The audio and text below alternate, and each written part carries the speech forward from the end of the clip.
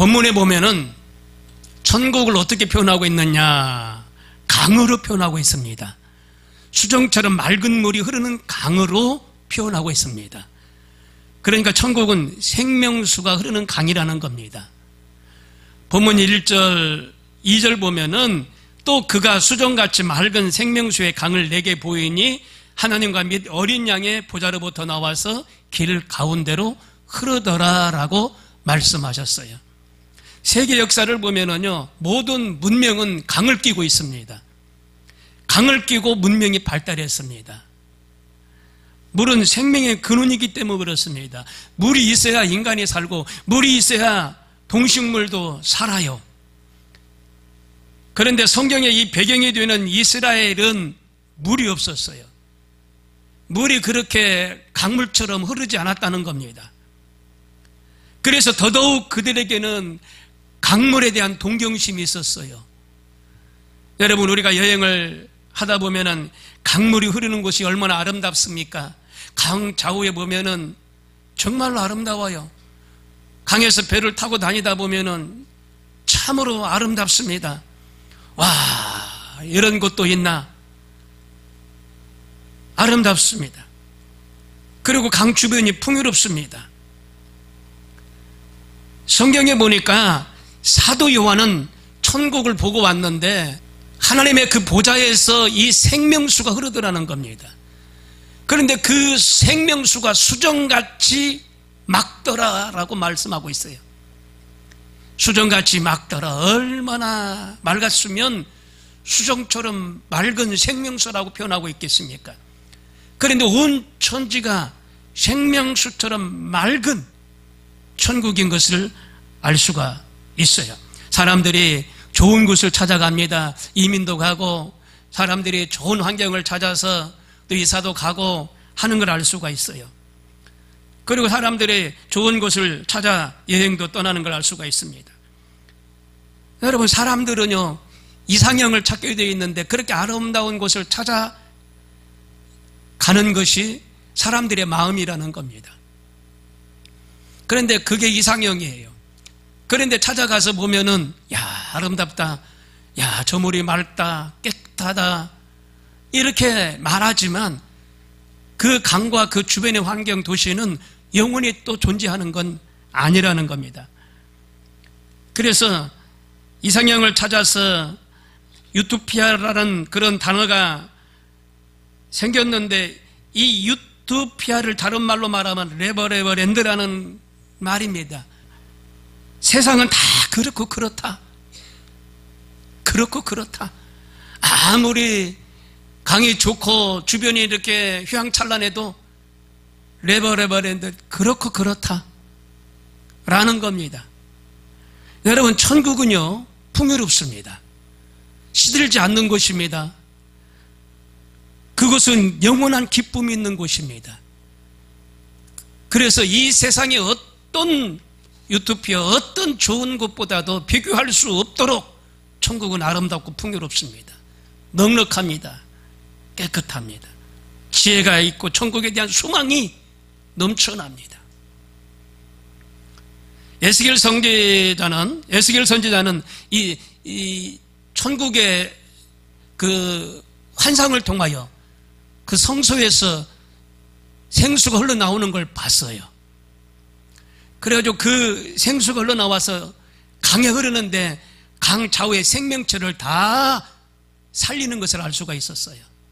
각종 나무들이 시들지 않고 각종 나무에서 달마다 12가지의 과실을 맺는데 너무너무나 풍요롭고 아름다운 것을 보았어요. 생명력이 공급되는 곳이 바로 그곳입니다. 에스겔 41장 1절 2절에 보니까 각종 나무들이 시절을 쫓아 신선한 열매를 맺으며 그 나무 잎이 마르지 않게 되느니라 라고 말씀하셨어요. 성소에서 나오는 이 물, 생명책에서 흐르는 이 물, 흐르는 이 물은 생명력을 공급한다는 겁니다. 그러니까 얼마나 풍요롭습니까? 우리의 구원은 하나님의 주권적인 은혜에 있다는 것을 우리는 알아야 돼요. 그래서 이 생명수의 강은 다함이 없는 하나님의 은혜를 상징합니다. 새 예루살렘은 다함이 없는 하나님의 은혜가 넘쳐나는 곳이 그곳입니다. 먼 훗날에 장차 우리가 입성해야 될 그 새 예루살렘 성전, 그곳은 하나님의 은혜가 넘쳐나는 곳으로 상징되고 있어요. 생명수의 강이 상징하는 것을 보십시오. 사막에서 생명수의 강이 흐를 때 얼마나 풍요롭습니까? 그렇게 메마른 사막에서 생수의 강이 흐르는 그런 강이 있다면 얼마나 넉넉하고 여유롭고 풍요롭겠습니까? 뜨거운 사막이 팔레스타인이나 그쪽에는 말할 수 없이 뜨거운 사막인데 거기에 물이 흐른다는 거 생각해 보면 얼마나 놀라운 일입니까? 그런데 그 물이 흘러도 소금물입니다. 짜요. 짜기 때문에 사람이나 동식물이 먹고 마실 수 있는 물이 아닙니다. 그것을 정화를 해서 짠 기운이 다 빠진 다음에 그 물을 사용하는 건데, 어떻든 짠 기운이 다 빠진 물을 통하여 생명체가 살 수 있다는 겁니다. 소금에 찌들고 가뭄에 목말라 있는 인생들, 더러운 죄악의 물을 마시며 병과 싸우면서 삶을 살아가는 그 인생들, 맑은 생명수에 예수 그리스도의 그 보좌, 예수 그리스도의 그 보좌에서 맑은 생명수가 흘러나오기 때문에 생명력이 풍성한 곳이 바로 그곳입니다. 하나님 보좌에서 생수가 흘러나와요. 그 흘러나오는 그 생수를 통하여 강 좌우에 나무가 세워지는데 나무의 열매가 맺기 시작하는데 달마다 12가실이 주렁주렁 풍성하게 맺어진다라고 말하고 있어요. 그 이파리로 마음을 육신을 치료하는 치료제로 사용하고 그 생명과를 먹고 마시고 삶을 살아가는 놀라운 역사, 우리말로는 표현할 수 없는 천국이라는 겁니다. 많은 성경학자들이 이 생명수의 강을 성령이라고 표현하고 있습니다. 성령은 파라클레토스, 나를 돕기 위해서 와 계신 분을 말하는데, 성령으로 충만하면 내 마음이 기쁘고 은혜가 넘쳐나는 삶을 살 수가 있어요. 그래서 내 마음에 작은 천국이 이루어진다라고 학자들은 말합니다. 그 근거로 예수님께서 명절 끝날 곧 큰 날에 예수께서 이처 가라사대 누구든지 목마르거든 내게 와서 마시라. 나를 믿는 자는 성경의 이름과 같이 그 배에서 생수의 강이 흘러나리라. 이는 그 믿는 자는 받을 성령을 가리켜 하신 말씀이니라 라고 요한복음 7장 37절에 말씀하고 있습니다. 믿는 자는 성령을 받으리라. 믿는 자는 누구든지 성령을 받으리라. 나를 믿는 자는 성경의 이름과 같이 누구든지 받으리라 말씀하고 있어요. 여러분, 성령 충만한 삶을 살아야 됩니다. 성령 충만한 삶을 살면 승리하는 역사가 일어납니다. 장차 천국에 임할 때 우리에게 약속된 그 충만한 천국을 맛보기 위하여 이 땅에서는 우리가 소망을 가지고 살아야 돼요. 소망이 하루라도 없으면 살 수가 없어요. 그런데 자고 일어나면 소망이 생기고, 자고 일어나면 소망이 생기고, 천국에 대한 소망이 생기는 겁니다. 여러분, 자고 일어나면 천국에 대한 소망이 생겨나야 돼요. 생명수의 강을 마시며 살기 위해서 항상 힘쓰시고 항상 성령 충만한 삶을 살아야 돼요.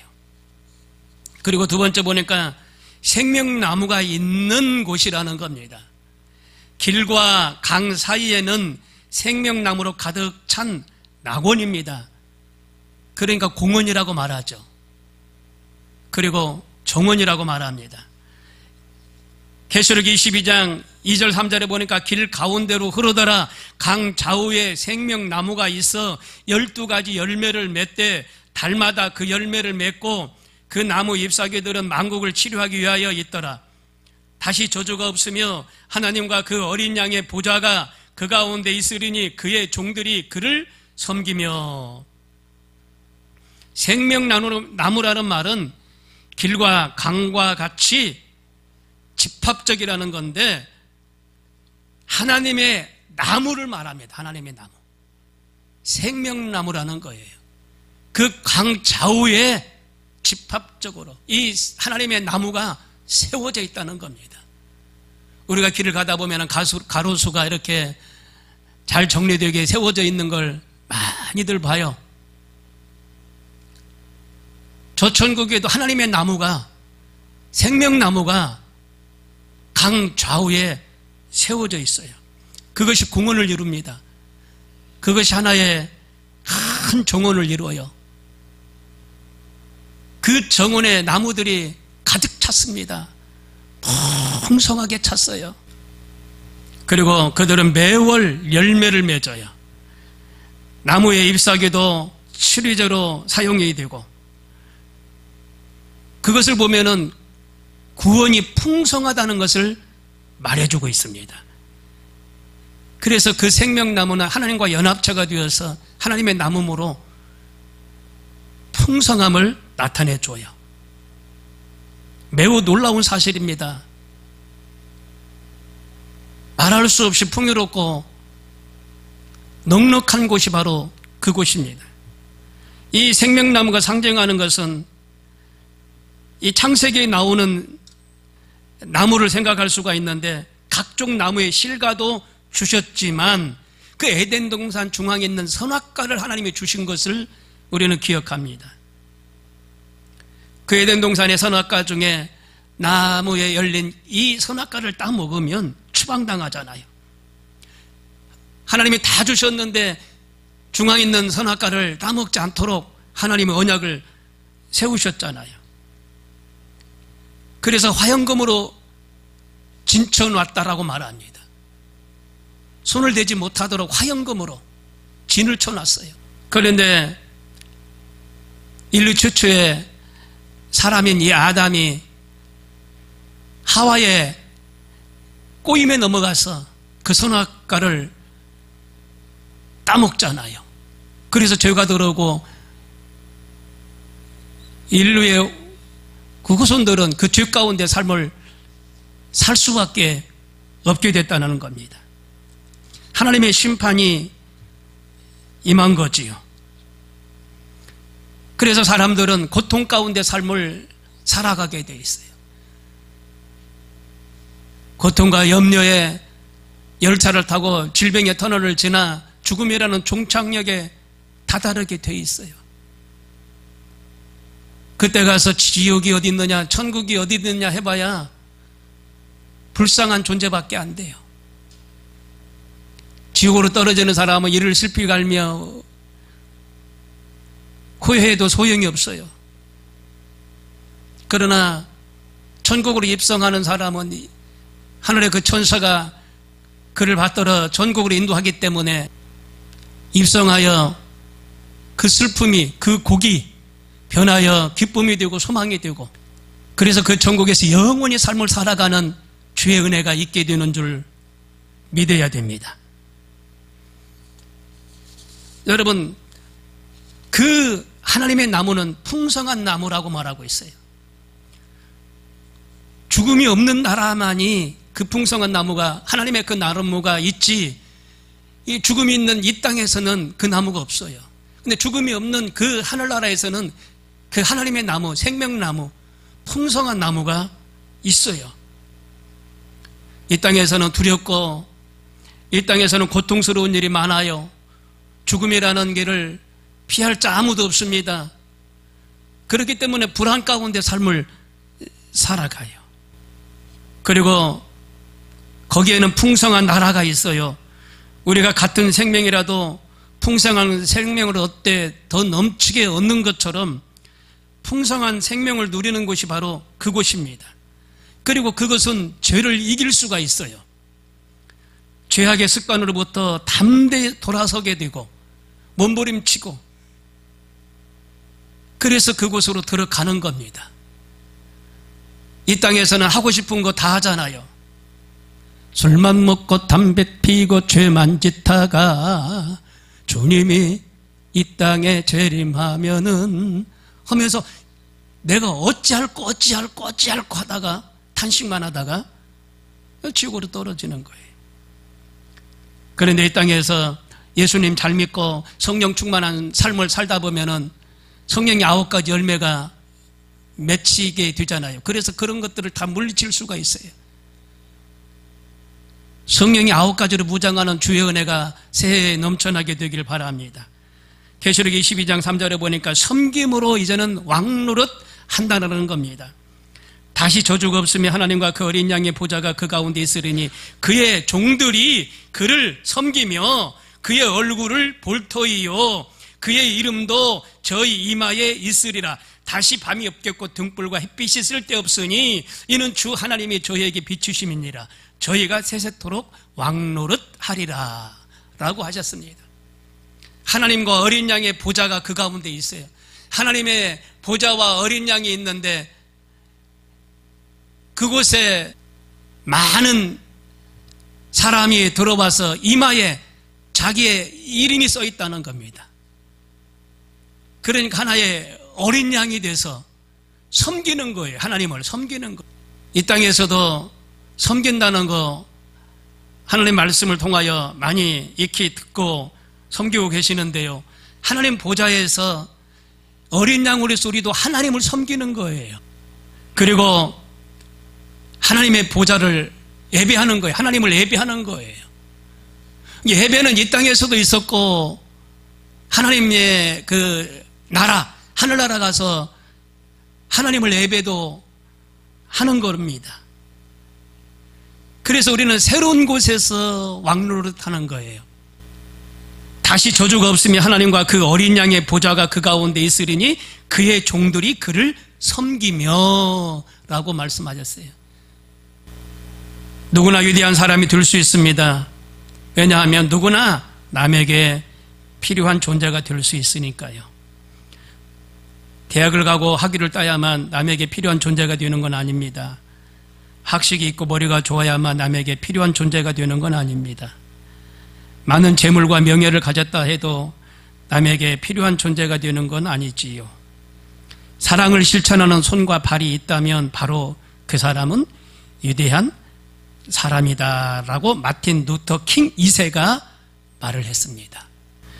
조선 9대 임금 이성종이라는 민정 사찰을 나가게 됐는데 이 성종이 그는 조용히 백성들의 모습을 살피기 위해서 시종 무관이 동행을 하게 됩니다.